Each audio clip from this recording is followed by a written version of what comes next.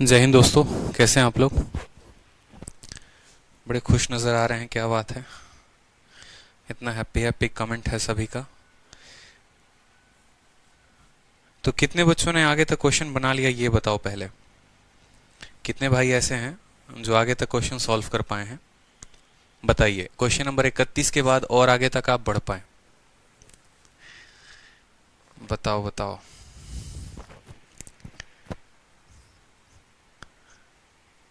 2 दिन आते नहीं है, मिस यू है।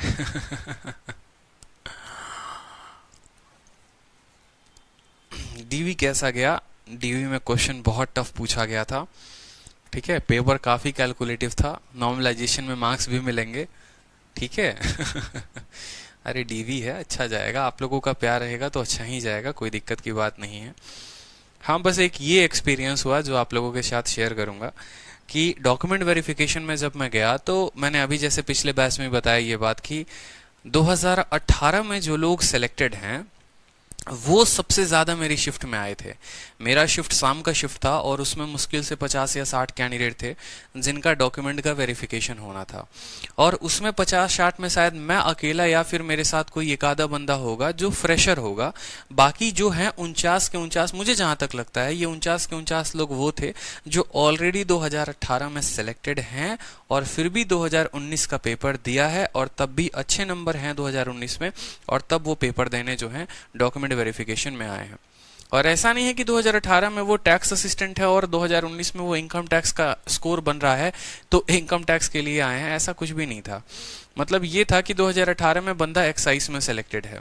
कहाँ पर है तो अभी डोजियर भी नहीं आया, लेकिन उसके नंबर के हिसाब से उसको ये लगता है कि उसको मुंबई मिलेगा या फिर चंडीगढ़ मिलेगा, दिल्ली नहीं मिलेगा।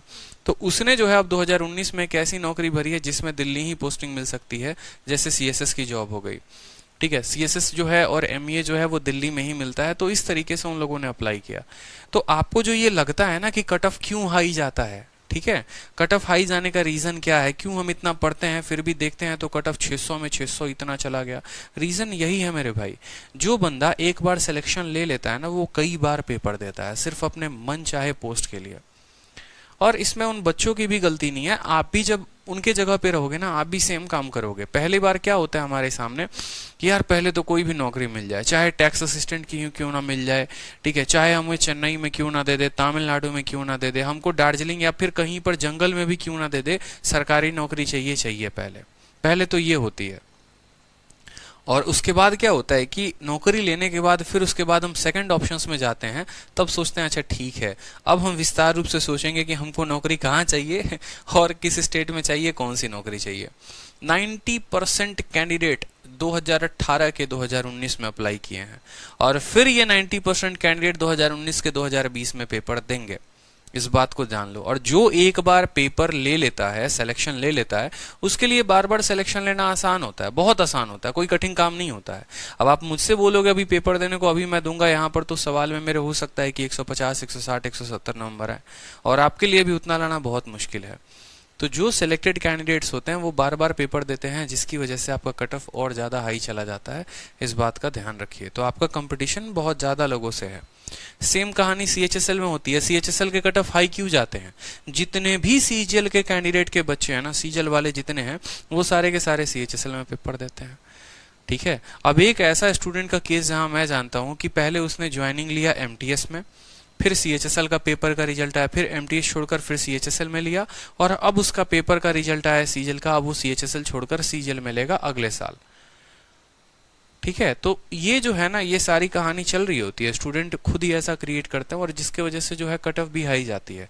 हम इसमें किसी को कह भी नहीं सकते नहीं भैया तुम एमटीएस का दो हो तो तुम काहे सीएचएसएल का पेपर दोगे, मत दो।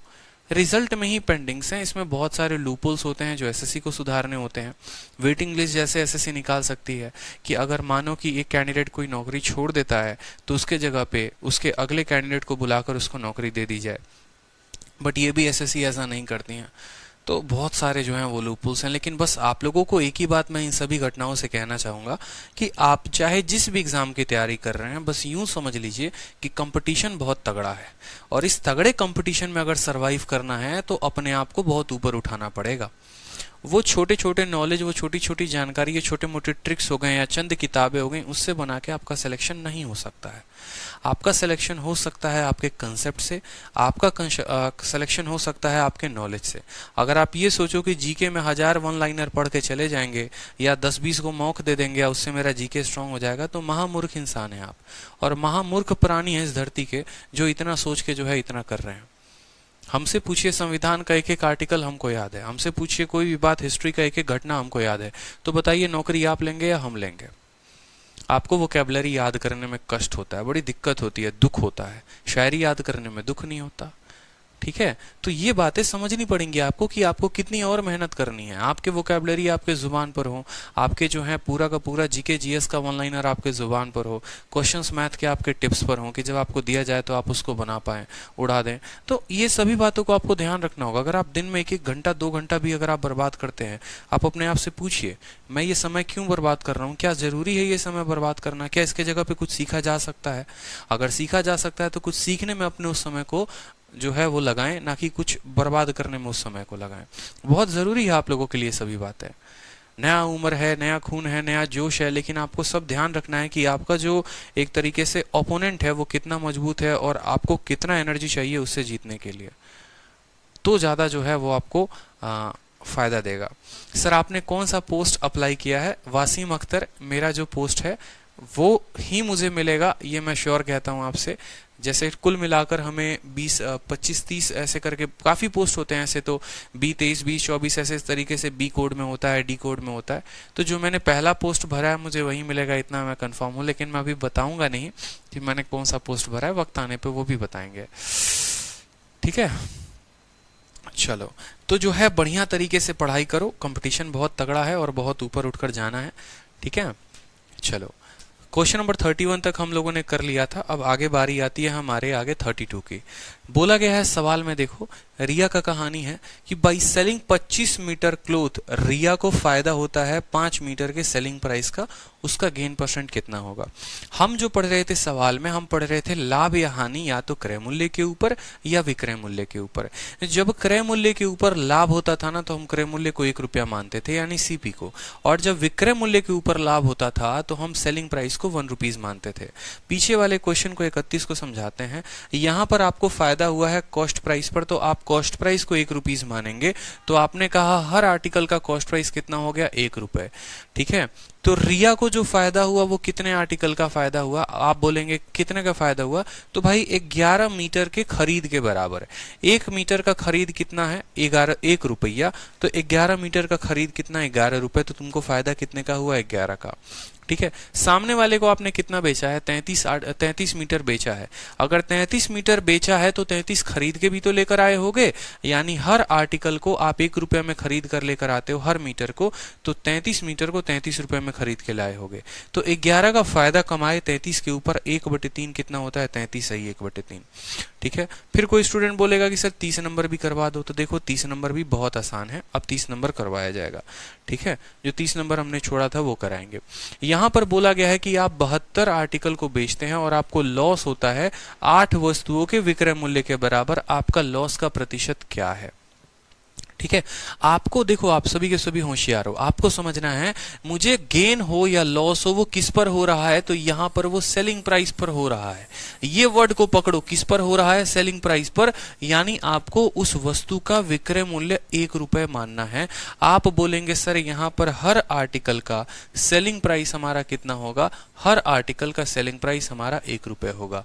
कितना होगा? 1 रुपए होगा।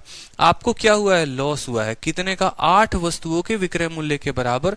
तो आप बोलेंगे हमको लॉस हुआ है 8 रुपए का। जैसे मैं दुकानदार हूं, किसी ने मुझसे पूछा भाई तेरे को कितने का लॉस हुआ है? यार जितने में 8 मीटर बेचता ना उतने का लॉस हुआ है। 1 मीटर कितने में बेचता है भाई? 1 रुपए में। तो 8 मीटर यानी तेरे को 8 रुपए का लॉस हुआ, यही बोलेंगे। 8 मीटर के विक्रय मूल्य के बराबर का लॉस, 1 मीटर के विक्रय मूल्य का दाम 1 रुपए, तो 8 मीटर का दाम 8 रुपए। ये मेरा क्या है? ये मेरा लॉस है। लॉस मुझे कितने का हुआ है? 8 रुपए का हुआ है। अब रह गई बात भाई साहब, आप खुद मुझे बताओ, हमने बेचा कितना मीटर है? 72 मीटर है। 1 मीटर को हम कितने में बेचते हैं? 1 मीटर को 1 रुपए में बेचते हैं। तो 72 मीटर को हम कितने बेचेंगे? तो बोलोगे सर 72 मीटर को आप बेचोगे 72 रुपए में। तो सोचो 72 रुपए में बेचा भी, 8 रुपए का नुकसान हुआ, तो हमारा क्रय मूल्य कितने का आया? तो बोलोगे सर 72 बेचा, 8 का नुकसान, यानी हमने उसको खरीदा था कितने में? 80 में खरीदा था। यहां से आप डायरेक्ट कॉस्ट प्राइस नहीं निकाल सकते। जब आप सेलिंग प्राइस को मानोगे तो आप सेलिंग प्राइस ही निकालोगे, जब आप कॉस्ट प्राइस मानोगे तो आप कॉस्ट प्राइस ही निकालोगे।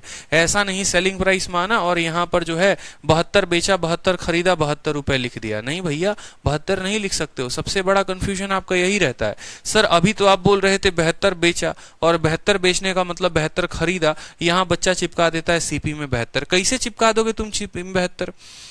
72 लिखने का मतलब है कि तुमने हर आर्टिकल को 1 रुपए में खरीदा है और तुम मान रहे हो विक्रय मूल्य को 1 रुपया, तो तुम क्रय मूल्य को 1 रुपया कैसे ले सकते हो? नहीं ले सकते। तो सभी सवाल इसका कंफ्यूजन कैसे क्लियर होगा? आप ऐसे समझ लो कि पहली बात तो हम लेते किसको है, मानते किसको है। तो लाभ या हानि जिस पर होता है उसको मानते हैं। कितना मानते हैं? 1 रुपया मानते हैं। और अगर हम सेलिंग प्राइस मान रहे हैं तो हमारा सेलिंग प्राइस का मान निकलेगा, और हम कॉस्ट प्राइस मान रहे हैं तो कॉस्ट प्राइस का मान निकलेगा। सेलिंग प्राइस को 1 माना, 72 बेचा तो 72 रुपए। ठीक है। और इस सवाल में देखोगे अगर आप, तो इष्ट प्राइस में कॉस्ट प्राइस को 1 रुपए माना और 33 बेचा तो आपका कॉस्ट प्राइस 33 रुपए। इस तरीके से आपको समझना पड़ेगा। तो आप खुद बताओ, 8 रुपए का नुकसान 80 के ऊपर, कितने का लॉस है? तो लॉस का परसेंटेज जो है 8 का नुकसान है 80 के ऊपर, तो 8/80 इंटू क्या हो जाएगा? 100 हो जाएगा। 0 से 0 खत्म, 8 से 8 खत्म, कितना परसेंट आएगा जनाब? बी फॉर बाहुबली हमारा करेक्ट उत्तर होगा। कितना होगा? बाहुबली जो होगा वो हमारा करेक्ट उत्तर होगा। 8 का नुकसान 80 के ऊपर 10%। ठीक है। चलो क्वेश्चन नंबर 32 देखो। उसी तरीके से 25 मीटर बेचने के बाद रिया को 5 मीटर के विक्रय मूल्य का फायदा होता है। आप बोलेंगे सर देखो फायदा किस पर हुआ? Gain sir, gain selling price पर हुआ है ना, विक्रय मूल्य पर हुआ है ना। तो हर आर्टिकल के विक्रय मूल्य को हम क्या मानेंगे? 1 रुपए मानेंगे। ठीक है। रिया को फायदा हुआ है कि नुकसान हुआ है? आप बोलेंगे सर गेन हुआ है। और कितने मीटर के सेलिंग प्राइस का गेन हुआ है? तो 5 मीटर के विक्रय मूल्य का। 1 मीटर का विक्रय मूल्य 1 रुपए, तो 5 मीटर का विक्रय मूल्य कितना रुपए? 5 रुपए। रिया ने कितने बेचे हैं? 25 बेचे हैं ना। रिया ने बेचे हैं कितने? 25 बेचे हैं। तो उसका सेलिंग प्राइस कितना हो जाएगा? उसका सेलिंग प्राइस जो है वो 25 रुपए हो जाएगा। ठीक है। 1 मीटर का विक्रय मूल्य 1 रुपया, तो 25 मीटर का विक्रय मूल्य कितना रुपया? 25 रुपया। अब यहां से सीपी निकालो। 25 रुपए में बेचा और 5 का फायदा कमाया, मतलब खरीदा कितने में था? 20 में। क्योंकि आपको पता है कि सेलिंग प्राइस बराबर क्या होता है? सीपी प्लस प्रॉफिट होता है। यानी सीपी निकालना है तो सेलिंग प्राइस में से प्रॉफिट घटा दो। और दूसरा सेलिंग प्राइस क्या होता है? वो होता है सीपी से, ठीक है, सीपी माइनस लॉस। ठीक है। सीपी में प्रॉफिट जोड़ दो या सीपी से लॉस घटा दो तो आपका हो जाएगा। तो आप सोचो फायदा कितने का? 5 का। कितने के ऊपर? 20 के ऊपर। तो आपको कितने का फायदा हुआ? तो आप बोलेंगे सर 5 का फायदा हुआ है 20 के ऊपर। तो 5/20 1/4 होता है, यानी 1/4 कितना हो गया? 25% का आपका फायदा हो गया। 1/4 काटेगा 25% का फायदा। सी फॉर कहो ना प्यार है। ठीक है। कोई दिक्कत की बात यहां पे? चलो अगला क्वेश्चन देखो। अगला क्वेश्चन बोला गया है कि 25 आर्टिकल बेचने के बाद एक दुकानदार को फायदा होता है 5 वस्तुओं के क्रय मूल्य के बराबर के। अगर उसने आर्टिकल को खरीदा था 800 रुपए में, तो बताओ उसने कितने में उसको बेचा होगा। ठीक है। बताओ उसने कितने में बेचा होगा। यहाँ पे एकदम सिंपल सवाल। सबसे पहले बोलेंगे सर प्रॉफिट। प्रॉफिट किस पर हो रहा है? प्रॉफिट किस पर हो रहा है? कॉस्ट प्राइस पर। बताओ प्रॉफिट किस पर हो रहा है? कॉस्ट प्राइस पर। तो किसको 1 रुपया मानोगे? कॉस्ट प्राइस को मानोगे। अगर प्रॉफिट सेलिंग प्राइस पर होता तो सेलिंग प्राइस को 1 रुपए मानते। प्रॉफिट सीपी पर हो रहा है तो सीपी को क्या मानोगे? मतलब प्रत्येक वस्तु के सीपी को 1 रुपए मानोगे कि हर सामान का कीमत जो है वो 1 रुपया है। तो जनाब को फायदा हुआ है वो कितना हुआ है बताइए। तो आप बोलेंगे सर 5 आर्टिकल के क्रय मूल्य के बराबर। एक आर्टिकल का क्रय मूल्य 1 रुपए, तो 5 आर्टिकल का क्रय मूल्य कितना रुपए? 5 रुपए। ठीक है। उसके बाद बोला गया उन्होंने बेचा कितना है? 25 बेचा है। मुझे बताओ, आपने सीपी को 1 रुपया माना है, आपने किसी को 25 बेचा तो खरीदा कितना होगा? 25 ही तो खरीदा होगा, तभी तो 25 खरीद कर उसको 25 बेचे होगे। तो यहां पर सीपी को मानोगे ₹25। क्यों भाई साहब? अगर सीपी माना है तो सीपी लिखेंगे, एसपी माना है एसपी लिखेंगे। सीपी माना होता सीपी लिखते, एसपी माना एसपी लिखते। सीपी ₹1 माना था, किसी को बेचा 25 तो खरीदा भी था 25, तो इस हिसाब से सेलिंग प्राइस कितने का आएगा? तो बोलोगे ₹25 का सामान था, 5 का लाभ था, यानी कितना आ गया? 30 आ गया। अब सवाल में आपका क्या दिया गया है और किसका मान दिया गया है वो देखिए। तो सवाल में बोला गया है कि आपने जो सामान खरीदा है वो ₹800 में खरीदा है। आपने सामान ₹800 में खरीदा है, यानी आपका ये 25 का मान सवाल में कितना दिया गया है? 25 का मान सवाल में 800 दिया गया है। और आपसे बोला क्या है कि आपने उसको बेचा कितने में है, यानी आपसे कितने का मान पूछा गया है? 30 का मान पूछा गया है। ठीक है, 25 का मान दिया गया है, 30 का मान पूछा गया है आपसे ऐसे। तो आप बोलेंगे सर ये जो 800 है, सर ये 800 कितने का मान है? ये 825 का मान है। और कितने का पूछा गया है? 30 का हमसे पूछा गया है। 5 से काटिए 5 बार में, 5 से काटिए 6 बार में, 5 से काटेंगे तो 16 बार में कटेगा, और 16 छक 96 यानी ₹960 जो होगा वो आपका उत्तर होगा। Option number B for Baahubali is the correct answer. ठीक है, कोई समस्या? हर वस्तु के सीपी को ₹1 माना, फायदा 5 का, खरीदा 25 में, बेचा 30 में। 25 का मान दिया गया है, 30 का मान पूछा गया है, बता सकते हैं। ठीक है, 25 का मान दिया गया है, 30 का मान पूछा गया है, बता सकते हैं। कोई समस्या यहाँ पर? किसी को भी कोई कष्ट, कोई पीड़ा, कोई दुख? नहीं, कोई दुख नहीं है। चलिए अगला सवाल देखिए। अगला सवाल जो आता है अब आपका अगला टाइप आ जाता है, टाइप नंबर 4। टाइप नंबर 4 क्या कहता है? उसमें कहता है क्वेश्चन बेस्ड ऑन प्रॉफिट या लॉस ऑन सेलिंग प्राइस, जिसमें आपको जो फायदा है वो या तो क्रय मूल्य पर आपको जो फायदा होगा वो क्रय मूल्य पर ना होकर विक्रय मूल्य पर होगा। ठीक है, जहां पर फायदा आपको क्रय मूल्य पर ना देकर विक्रय मूल्य पे दिया जाएगा तो उसमें क्वेश्चन पूछा जाएगा। जैसे मानो क्वेश्चन नंबर 34 बोला गया है, एक व्यक्ति फायदा कमाता है अपना विक्रय मूल्य पर, सेलिंग प्राइस पर, और उसके अकॉर्डिंग उसके फायदे का जो अनुपात है, प्रतिशत है, वो 20% है। तो बताओ असल में उसका प्रॉफिट कितने का होगा? जैसे क्या होता है कि आप अपने फायदे को दो तरीके से व्यक्त करते हैं, दो तरीके से बताते हैं कि मेरा जो फायदा है 20% है, वो 20% या तो सीपी पर होगा या वो 20% एसपी पर होगा, यानी सेलिंग प्राइस पर होगा। सवाल में बोला गया है कि अगर आपको फायदा 20% का है और वो सेलिंग प्राइस पर है तो कॉस्ट प्राइस पर कितना होगा ये बताना है।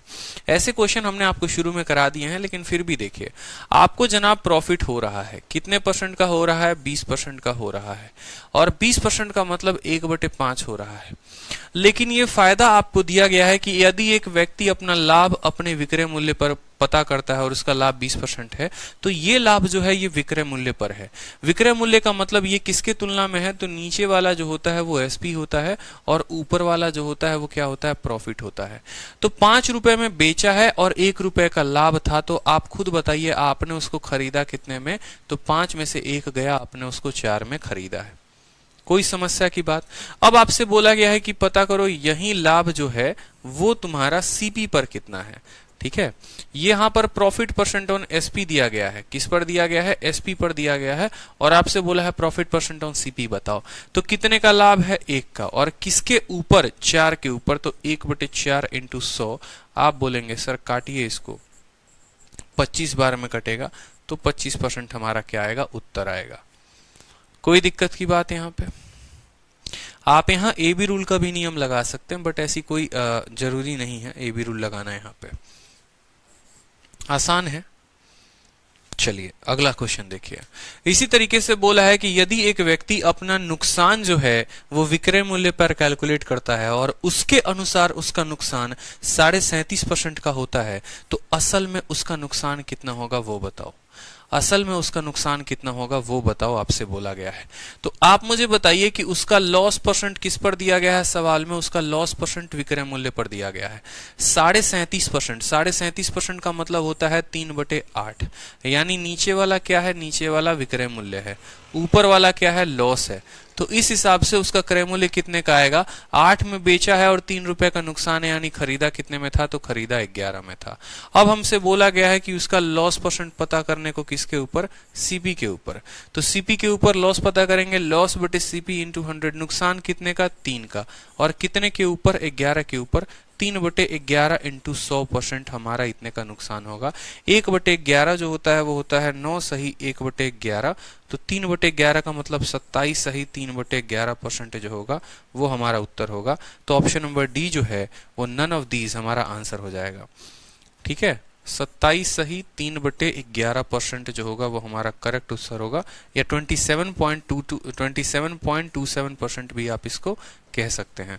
देखो 1/11 जो होता है ना वो होता है 9.09%। ठीक है, 2/11 यानी इसका दोगुना यानी 18.18%। ठीक है, 3/11 की बात है तो 3/11 होता है 27.27%, इसका 3 गुना। तो 27.27 कहाँ दिया गया है, कहीं नहीं, तो ऑप्शन नंबर डी फॉर, ठीक है, डी फॉर क्या, डी फॉर दिल मांगे मोर।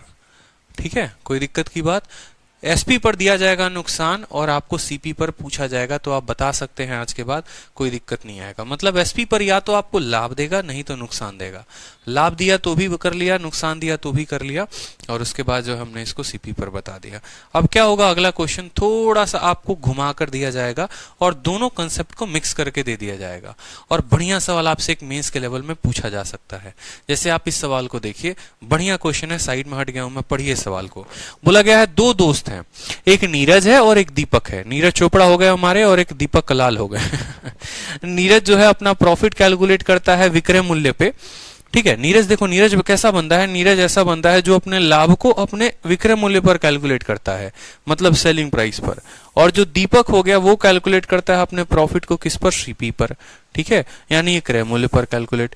दोनों जो है बोलते हैं कि भैया हमको 20% का लाभ हुआ है, लेकिन नीरज को ये लाभ विक्रय मूल्य पर और दीपक को ये लाभ क्रय मूल्य पर। समझ में आया बात? ठीक है, बोला गया है और डिफरेंस है उनके प्रॉफिट का इतने में। ठीक है, असल में अगर वास्तविक रूप में देखें तो दोनों के प्रॉफिट का जो अंतर है वो 100 रुपए है। ठीक है, और उसके बाद बोला गया है and the SP of both the same, and the SP of both is same. दोनों ने समान रुपए में, दोनों का जो सेलिंग प्राइस है, विक्रय मूल्य है, वो समान है। तो बताओ उनका विक्रय मूल्य है तो है कितना। ठीक है, दो व्यक्ति हैं, एक नीरज है और दीपक है। दोनों को फायदा 20% का होता है। एक को फायदा विक्रय मूल्य पर होता है, एक को फायदा क्रय मूल्य पर होता है। ठीक है, और दोनों का जो है विक्रय मूल्य समान है, दोनों का विक्रय मूल्य समान है। तो बताओ उनका विक्रय मूल्य कितना होगा, बताओ। ठीक है, तो बताओ उनका विक्रय मूल्य कितना होगा, बताओ। एकदम सरल सवाल है, कोई दिक्कत की बात नहीं है, आराम आराम से करेंगे सवालों को। ठीक है, और कोई परेशानी की बात नहीं है सवाल में। तो देखो यहाँ पर दोनों दोस्त की कहानी करते हैं, लिखते हैं यहाँ पर। पहला जो हो गया वो हमारा नीरज हो गया और दूसरा हो गया हमारा दीपक। ये हमारा नीरज है और ये हमारा दीपक है। हम यहाँ पर लिखते हैं, ये हमारी कहानी है किसकी, नीरज की, और ये हमारी कहानी है दीपक की। नीरज के यहाँ पर क्रय मूल्य हो गया और नीरज का ये हमारा विक्रय मूल्य हो गया। ठीक है, अब देखो नीरज को जो फायदा हुआ है वो किस पर हुआ है, आप समझना मेरी बात को। ठीक है, या इसको ऐसे लिख लो कि आप यहाँ पर सीपी लिखो और यहाँ पर आप एसपी लिखो, और यहाँ पर जो है आप नीरज की स्टोरी लिखो और यहाँ पर आप दीपक की स्टोरी लिखो। अब ज्यादा सही है। आप बोलेंगे सर नीरज को जो है ना वो कितने का फायदा है, 20% का है, लेकिन ये 20% किस पर है, तो 20% विक्रय मूल्य पर है। ये दिया गया है सवाल में। 20% विक्रय मूल्य पर होने का मतलब 20 का होता है 1/5, यानी यहाँ पर 5 क्या है, तो विक्रय मूल्य है, और 1 क्या है, तो बोला गया है प्रॉफिट है। तो मुझे बताओ नीरज का सीपी कितने का होगा, तो 5 में से 1 गया 4 होगा। यहां पर कोई दिक्कत किसी को, कि नीरज को 20% का फायदा होता है विक्रय मूल्य पे, यानी 5 रुपए उसका विक्रय मूल्य है, 1 का लाभ है, यानी उसने सामान को खरीदा होगा 4 में। तो नीरज का जो आएगा हमारा यहाँ पर, नीरज का हमारा कॉस्ट प्राइस कितना आएगा, 4 रुपए। ठीक है, नीरज का सीपी कितना, 4, और नीरज का सेलिंग प्राइस कितना हो जाएगा, 5 हो जाएगा। ठीक, अब उसके बाद बारी आती है किसके, उसके बाद बारी आती है दीपक की। और दीपक को जो फायदा होता है वो भी होता है 20% का, लेकिन ये 20% क्रय मूल्य पर होता है, सेलिंग प्राइस नहीं, कॉस्ट प्राइस पर होता है। 20% का मतलब 1/5, यानी यहाँ पर उसका कॉस्ट प्राइस 5 है और 1 का लाभ है। तो बताओ उसका सेलिंग प्राइस कितना होगा, तो बोलोगे सर 5 में 1 ज्यादा 6 होगा। दीपक को किस पे लाभ है, दीपक को क्रय मूल्य पे लाभ है, और लाभ कितना है 20%, यानी 1/5 का। तो क्रय मूल्य 5 रुपए, तो विक्रय मूल्य कितना, 6 रुपए। तो दीपक की अगर हम बात करें तो दीपक ने सामान 5 में खरीदा है और बेचा कितने में है, 6 में बेचा है। ठीक है, ये दो लाइनें हमने लिख दी, दोनों का हमने लिख दिया कि नीरज का खरीद मूल्य बिक्री मूल्य, दीपक का खरीद मूल्य बिक्री मूल्य। अगला स्टेटमेंट हमारे क्वेश्चन में कहता है कि दोनों का विक्रय मूल्य बराबर है। ठीक है, यानी ये जो 5 है ना, यहाँ पे ये इस 6 के बराबर है, या ये 6 जो है इस 5 के बराबर है। तो अगर दो लोगों को बराबर करना हो तो हमने आपको सिखाया है कि दो लोगों को बराबर कैसे करते हैं। अगर नहीं पता तो हाल फिलहाल में बस अभी इतना जान लीजिए कि यहाँ पर आप क्रॉस मल्टीप्लाई करोगे तो बराबर हो जाएगा, या आप ऐसे कह लो ये 5 है तो जो है इस पूरे को देखो, अगर ये 5 है तो 5 वाले को कितने से गुना करेंगे, 6 के साथ, और अगर ये 6 है तो इसको करेंगे 5 के साथ। चूंकि ये अनुपात में है तो दोनों साइड 6-6 से मल्टीप्लाई होगा, और ये अनुपात में है तो दोनों साइड 5-5 से मल्टीप्लाई होगा। हम इनका एलसीएम लेते हैं 5 और 6 का। एलसीएम लेने के बाद हम देखते हैं कि इनका एलसीएम 30 आ रहा है, मतलब 5 को 6 के साथ गुना करना पड़ेगा और 6 वाले को 5 के साथ। ये लोग रेशियो में है तो हम क्या करेंगे, दोनों साइड मल्टीप्लाई करेंगे। यानी अब अगर हम बात करें सवाल में तो यहाँ पर देखो सेम तरीके से 6 इंटू 4 कितना हो जाएगा, तो 6 इंटू 4 24 हो जाएगा, और 5 इंटू 5 कितना हो जाएगा, 25। तो यहाँ पर लिखो ये जनाब 24 हैं और ये जनाब कितने हैं, 25 हैं, और 6 इंटू 5 ये लोग कितने हो जाएंगे, 30 हो जाएंगे। यानी हमने रेशियो ऐसा लिख दिया कि नीरज ने सामान को खरीदा था 24 में और बेचा कितने में, 30 में। ठीक है, दीपक ने सामान खरीदा था 25 में और बेचा कितने में, 30 में। दोनों का प्रॉफिट कितना है बताओ जल्दी से। तो यहां पर सवाल में देखो और प्रॉफिट देखो जरा, दोनों का प्रॉफिट कितना है बताओ यहां पर। तो बोलोगे सर खरीदा था 24 में बेचा 30 में, प्रॉफिट कितने का है, 6 का। खरीदा 25 में बेचा 30 में, प्रॉफिट कितने का, 5 का। कोई दिक्कत की बात। अब दोनों के प्रॉफिट का अंतर सवाल में दे रखा है, और कितना दे रखा है, तो वो आपको 100 रुपए दे रखा है, यानी 6 और 5 का अंतर दे रखा है। ठीक है, यानी ये जो 100 रुपए आपको दिया गया है ये कितने यूनिट का मान है, तो 6 में से 5 गया, ये 1 यूनिट का मान है। और पूछा क्या गया है, उनका सेलिंग प्राइस पूछा गया है, मतलब आपसे ये 30 यूनिट का मान पूछा गया है। तो 100 को 30 के साथ गुना करिए, यानी 3000 रुपए जो है वो आपका करेक्ट उत्तर है। Option number B for Baahubali is the correct answer. ठीक है, विशाल मौर्य, कोई दिक्कत है आपको? अजीबोगरीब कमेंट कर रहे हैं आप, कुछ समझ में नहीं आ रहा तो GGFF पता नहीं ABCD ये क्या क्या कमेंट किए जा रहे हैं।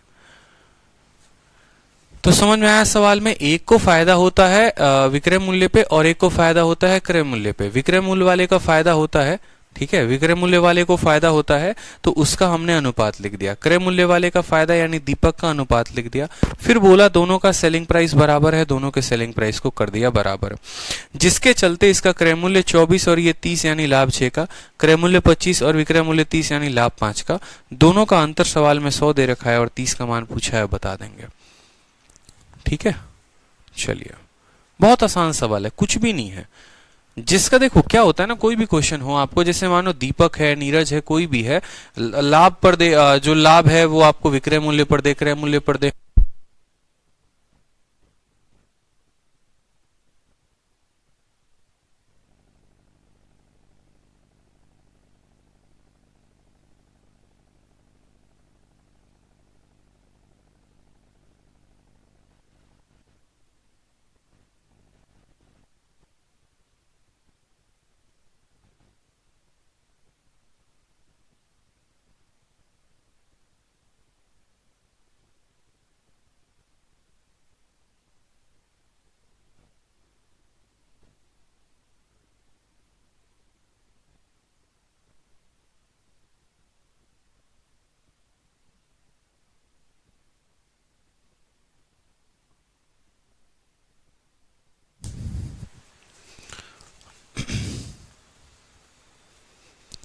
क्लियर है, क्लियर है, क्लियर है, कोई दिक्कत नहीं है। देखो कुछ बच्चों को कम समझ में आ रहा होगा, रीजन पता है क्या है, आप सीधा सोच रहे हो कि हम प्रॉफिट लॉस में ही जंप कर जाएं। आप लोगों ने पहले की वीडियो देखी ही नहीं होगी। जो बच्चे हैं, आप लोगों में बहुत ऐसे बच्चों की गलती मैं बताऊं ना, आज कोर्स परचेस किया, अभी तुरंत क्लास में बैठ गए। मतलब ये नहीं है कि पहले की वीडियो देख लेनी है, परसेंटेज पूरा का पूरा फाइनल कर लेना है, फिर प्रॉफिट लॉस में आएंगे। नहीं, आप देखेंगे इसी क्लास से, आप देखेंगे अभी से और फिर बोलेंगे सर समझ नहीं आया। कैसे आएगा भाई? हम 20% को 5 और 6 लिख देंगे, आपको समझ ही नहीं आएगा, परसेंटेज आपने पढ़ा ही नहीं है। तो जितने बच्चे हैं, जितने फ्रेशर बच्चे हैं, जिस तरीके से मैंने क्लासेस कराई हैं आप उस तरीके से अटेंड करिए तो आपको ज्यादा समझ में आएगा। हाँ देखो, अहमद ने आखिर कह दिया सर मैंने आज ज्वाइन किया हूं। अरे भैया आज ज्वाइन किए हो तो पहले एक बात बताओ, पहले क्लास 1 देखोगे, क्लास 2 देखोगे, तब ना क्लास 3 समझ में आएगा। आ जाओगे क्लास 3 में बैठ जाओगे और फिर comment tip tip tip tip करोगे, समझ में नहीं आया, समझ में नहीं आया। ऐसे कैसे पॉसिबल है बताओ। जितने भी बच्चे हैं, जितने भी नए बच्चे हैं, सारे पहले पुराने वीडियोस देखिए, आप परसेंटेज देखिए, परसेंटेज के बाद फिर प्रॉफिट लॉस देखिए, क्लास 1 क्लास 2 तब क्लास 3। आपको खुद का बुद्धि का प्रयोग करना चाहिए कि कैसे हम क्लास 6 में बैठ सकते हैं बिना क्लास 1 2 से लेकर 5 तक देखे हुए। समझिए इस बात को। जो स्टूडेंट, जितने भी बच्चे हैं यहाँ पर जो पहले दिन से क्लास अटेंड कर रहे हैं, उनसे पूछिए वो सवालों को कैसे उड़ाते हैं सेकंडों में, क्योंकि वो पहले से ही है ना एक लय में लेकर हैं। आप सीधा छत ढालने की बात कर रहे हैं, ना पिलर चाहिए ना दीवार चाहिए, सीधा सर छत ढाल दो। कैसे ढाल दे बताओ, कोई तो सपोर्ट चाहिए ना। ठीक है, चलो अगला टाइप देखो, टाइप नंबर 5 है, जिसमें बोला गया है कि question based on profit obtained in x time the loss incurred. अब देखो आप लोग अपने कॉपी में इस टाइप को बहुत वेरी वेरी इंपॉर्टेंट लिख लो, क्योंकि इसमें जो है सबसे ज्यादा सवाल आए हैं। किसमें आए हैं? एमटीएस में आए हैं, सीएचएसएल में आए हैं और सीजीएल में आए हैं। ये 3 परीक्षाओं में सबसे ज्यादा सवाल पूछा गया है। ठीक है, कि जहां पर आपको ये बोला गया, सीजीएल के मेंस में भी, कि लाभ जो है वो 5 गुना है नुकसान के, इस तरीके से करके बढ़िया क्वेश्चन बोला गया है। ठीक है, तो आपको जो है यहाँ पर इस तरीके के क्वेश्चंस देखने हैं। जैसे पहला क्वेश्चन है आपका क्वेश्चन नंबर 37, सवाल देखो फिर आपको और समझ में आएगा। ठीक है, सवाल बोला गया है कि किसी वस्तु को आप 540 रुपए में बेचते हो और आपका जो लाभ होता है वो 2 गुना होता है आपके हानि के जब उसी वस्तु को 360 में बेचते हो, तो बताओ उस वस्तु का सीपी यानी क्रय मूल्य कितना होगा। ठीक है, उस वस्तु का जो है सीपीओ नहीं सीजीएल है यहाँ पर। ठीक है, सीजीएल है, कोई दिक्कत की बात नहीं है। अब यहाँ पर जो है देखो क्या होता है कि एक वस्तु को मान लो कि आपने 100 रुपए में बेचा था, तब आपको कुछ नुकसान हुआ था। मान लो मेरे पास कोई वस्तु है, x रुपए उसका दाम है। ठीक है, x रुपए उसका दाम है। जब मैंने 100 रुपए में बेचा था ना, तो मुझे कुछ नुकसान हुआ था, यहाँ पर लॉस। अब मैंने उसको 300 रुपए में बेचा तो मुझे प्रॉफिट हुआ। और एग्जामिनर आपको ये लॉस और ये प्रॉफिट का रेशियो दे देगा कि बेटा ये मान लो लॉस जो है, ठीक है, या जो प्रॉफिट है वो नुकसान का 2 गुना है, तो बताओ ये खरीदा आपने सामान कितने में। अब ये लाइन को हमको समझने के लिए, सवाल को समझने के लिए 2 तरीके से कर सकते हैं। या तो हम सीधा का सीधा शॉर्टकट अपना ले, या हम सीधा का सीधा यहाँ पर नंबर लाइन से इन क्वेश्चंस को कर लें। जैसे मानो आपको ये बात तो पता है कि जब हमें नुकसान होता है तो वो वस्तु को हम अपने क्रय मूल्य से कम में बेचते हैं, और जब हमें फायदा होता है तो हम अपने वस्तु को क्रय मूल्य से ज्यादा में बेचते हैं।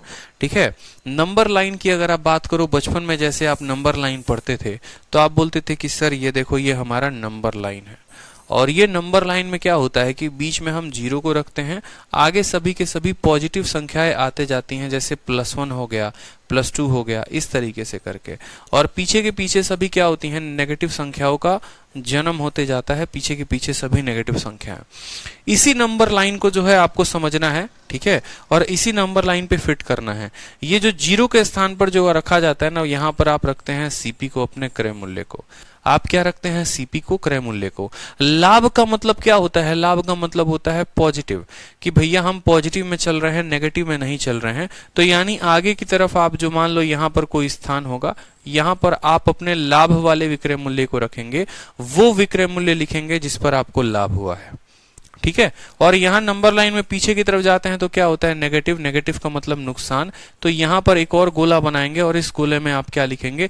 वो वाला विक्रय मूल्य लिखेंगे जिस पर लॉस होगा। यानी अल्टीमेट अगर हम बात करें तो इस तरह के सवालों को हल करने के लिए हमें 3 गोले बनाने हैं। पहला वाला गोला में हमें क्या रखना है? क्रय मूल्य को लिखना है, और बाकी 2 गोलों में हमें दोनों विक्रय मूल्य को लिखना है। यहां पर वो वाला गोला आएगा जिस पर नुकसान हुआ है या जिस पर लॉस हुआ है, आप लिख सकते हैं वो एसपी लिखेंगे जिस पर लॉस हुआ है। ठीक है, वो एसपी लिखेंगे जिस पर क्या हुआ है? लॉस हुआ है। और यहां पर वो एसपी लिखेंगे जिस पर क्या हुआ है? प्रॉफिट हुआ है। इस बात को समझेंगे, जिस पर प्रॉफिट हुआ है यानी लाभ हुआ है। ठीक है, अब लाभ और हानि का संबंध कैसे होगा, रिलेशन कैसे होगा वो समझो। ठीक है, आप समझो कोई सामान एसपी ये रहा और सीपी ये रहा, तो एसपी से सीपी घटाओ, यहां पर आ गया आपका लॉस। या ऐसे बोल लो, सीपी में से एसपी घटाएंगे तो आएगा लॉस, और एसपी से सीपी घटाएंगे तो क्या हो जाएगा, प्रॉफिट हो जाएगा। जैसे मैंने कहा 2 रुपए का प्रॉफिट हुआ तो यहाँ 2, 3 रुपए का नुकसान हुआ वो यहाँ पर। इस तरीके से ये नंबर को पहले लिखना है, ये स्ट्रक्चर आपको समझना है इस सवाल के लिए, ताकि आप सवालों को काफी सेकंडों में उत्तर दे पाए। बीच में क्या लिखेंगे, क्रय मूल्य को, यहाँ पर वो विक्रय मूल्य जिस पर फायदा हुआ, यहाँ पर वो विक्रय मूल्य जिस पर नुकसान हुआ। इस लाइन में आपको लिखना है लॉस और इस लाइन में आपको लिखना है प्रॉफिट। ठीक है, यही लॉस और यही प्रॉफिट का सवाल में संबंध दिया जाएगा। बोला जाएगा आपका लाभ आपके नुकसान का दोगुना है। अगर आपका लाभ आपके नुकसान का दोगुना है तो आप कैसे लिखेंगे, आप बोलेंगे कि सर लाभ नुकसान का दोगुना है, यानी नुकसान को 1 मानते हैं तो लाभ हम कितना लिखेंगे, लाभ हम 2 लिखेंगे। ठीक है, हमारा लाभ हमारे नुकसान का 3 गुना है, यानी यहां पर हम 3 लिखेंगे। ठीक है, हमारा नुकसान हमारे लाभ का 5 गुना है, यानी ये अगर 1 है तो ये कितना होगा, 5 होगा। इस तरीके से इनके बीच में संबंध लिखा जाएगा। ठीक है, अब यहां पर जैसे मान लो 1 यूनिट का अगर आपको मान कल के दिन पता चल जाता है, आप अपने सेलिंग प्राइस से घटा दो, या 5 यूनिट का मान पता चल जाता है, जोड़ दो, वो मैं आगे चलकर आपको बताऊंगा। लेकिन जो मेन स्ट्रक्चर है वो ये है। अब जैसे ये सवाल है, इसको हल कैसे करेंगे, आप सवाल को पढ़िए, आपको किस किस चीज का डेटा दिया गया है, तो आप बोलेंगे सर मेरा 2 विक्रय मूल्य का डेटा दिया गया है। एक विक्रय मूल्य वो है जिस पर हमें बेचने पर सामान पे फायदा होता है, और एक वो है जिस पर बेचने पर घाटा होता है। और हमसे क्या बोला गया है, सीपी निकालने को बोला गया है। तो हमने क्या कहा था, 3 गोले बनाना, एक गोला में क्या रखना, सीपी को रखना, दूसरा गोला में वो प्राइस लिखना जिस पर तुम्हें फायदा होगा। ठीक है, और तीसरे गोले में वो प्राइस लिखना जिस पर तुम्हें नुकसान होगा। ये 3 बातें मैंने बोली थी। ठीक है, 540 वाला जो प्राइस है वो ज्यादा है, जाहिर सी बात है ज्यादा है, तो बड़ा वाला वैल्यू किधर आएगा, यहां पर आएगा जिस पर हमें फायदा है। ठीक है, और छोटा वाला वैल्यू कौन सा है, 360, वो कहां आएगा, पीछे आएगा, पीछे लिख दो। ठीक है, उसके बाद मैंने आपको कहा था कि यहां पर हम लॉस लिखते हैं और यहां पर हम प्रॉफिट लिखते हैं, और इन दोनों का हम संबंध बताते हैं। तो सवाल में बोला गया है जो फायदा है, प्रॉफिट है, वो दोगुना है किसके, नुकसान के। बोला गया है कि नहीं बोला गया है कि फायदा है दोगुना नुकसान के। फायदा क्या है, दोगुना है किसके, नुकसान के, यानी प्रॉफिट नुकसान का दोगुना है। तो अगर आप इनका अनुपात लिखना चाहेंगे तो ये किस अनुपात में आ जाएंगे, 1:2 में। यहां तक स्ट्रक्चर क्लियर है, कोई दिक्कत की बात यहाँ पे। यहाँ वो विक्रय मूल्य लिखना है जो फायदे में है, यहाँ वो विक्रय मूल्य लिखना है जो नुकसान में है, बीच में रहेगा क्रय मूल्य। यहाँ बोला गया फायदा नुकसान का 2 गुना है। ठीक है, कोई समस्या, यहाँ पर याद रखना कि आपको लॉस हो रहा था और यहाँ पर जो है आपको प्रॉफिट हो रहा है। ठीक है, यहां पर आपको क्या हो रहा है, प्रॉफिट हो रहा है, बस इस बात को ध्यान रखेंगे।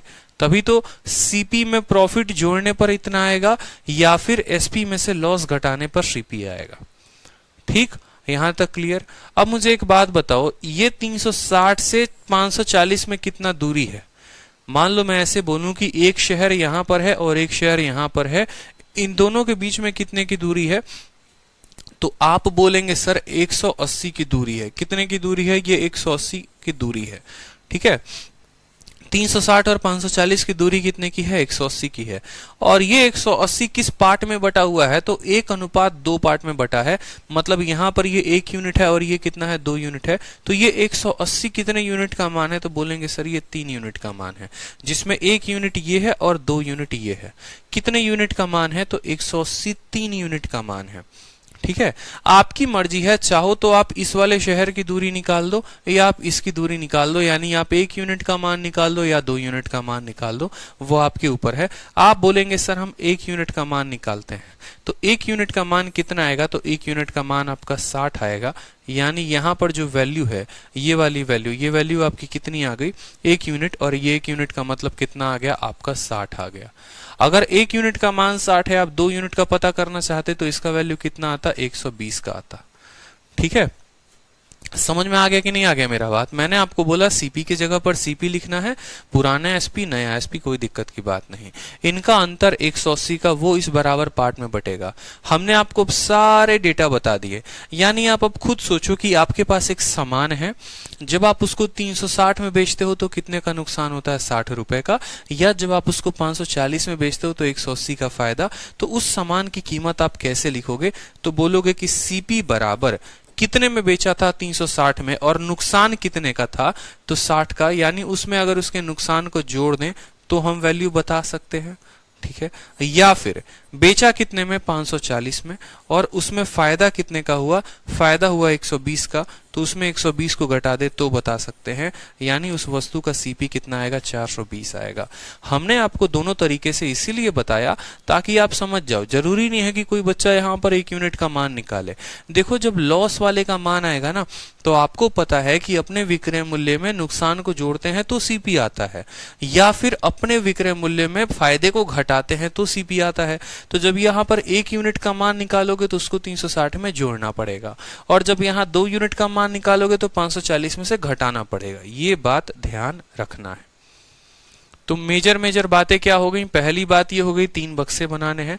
इधर फायदे वाला फायदे वाला विक्रय मूल्य, पीछे नुकसान वाला विक्रय मूल्य। इन दोनों का संबंध लिखना है।